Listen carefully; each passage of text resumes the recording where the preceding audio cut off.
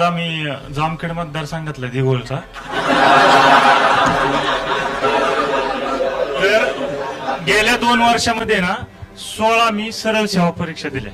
16 प्रत्येक परीक्षेची फी होती 1000. 16,000 रुपये दिले. एकही परीक्षा मी पास झालो नाही. सांगायला काही अडचण नाही समजा खरं.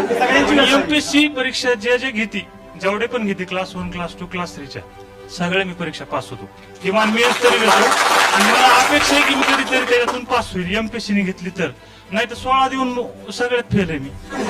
त्याच्यात म्हणजे हा विषय हा एक ड्रॉबॅक आहे. त्याच्यामध्ये घोटाळे भरपूर होतात.